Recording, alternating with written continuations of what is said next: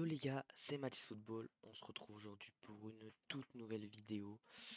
Donc cette vidéo les mecs, c'est le tout premier avant-match que je fais, en l'occurrence c'est le sixième match de poule de Ligue des Champions de l'Olympique de Marseille face à Tottenham.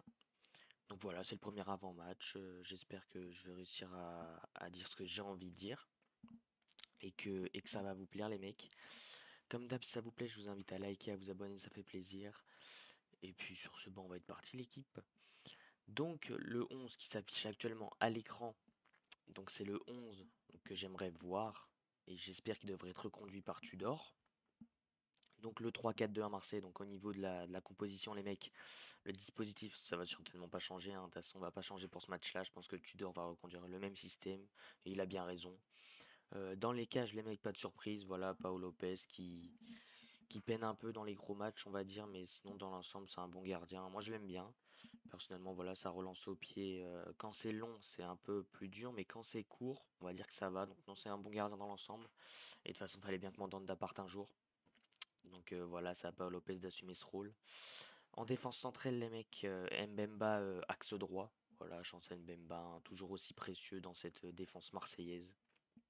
On devrait enregistrer aussi le retour de Eric Bailly.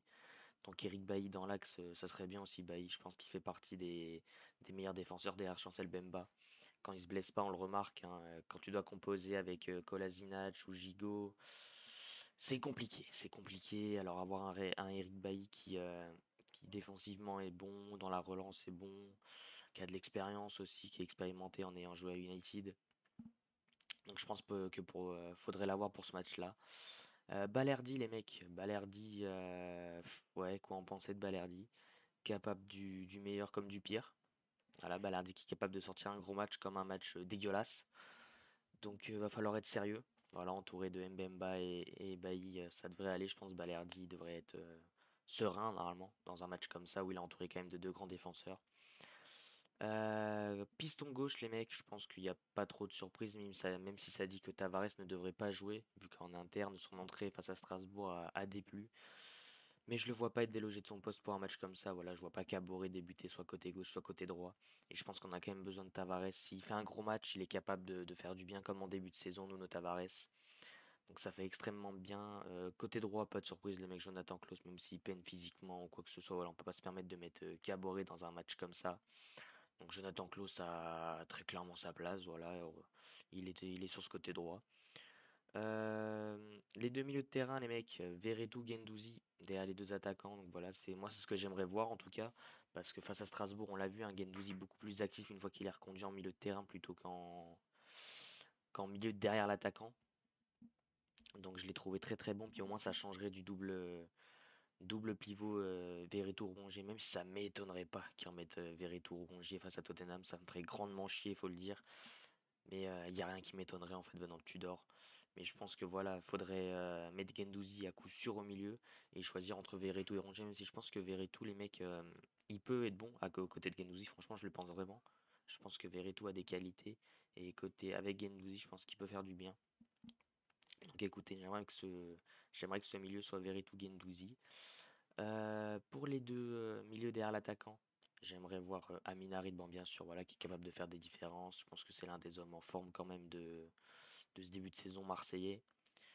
Et à côté de lui, on aurait le choix entre Under, entre Gerson ou Guendouzi s'il est remis un cran plus haut. Mais moi, j'aimerais voir Payet, les mecs.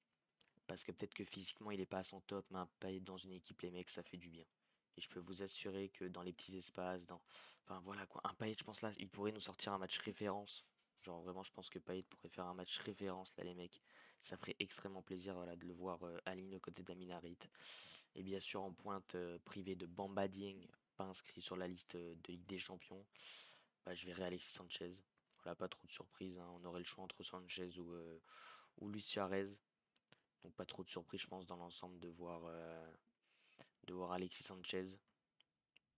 Et voilà, je pense que ce 11 devrait en tout cas être reconduit.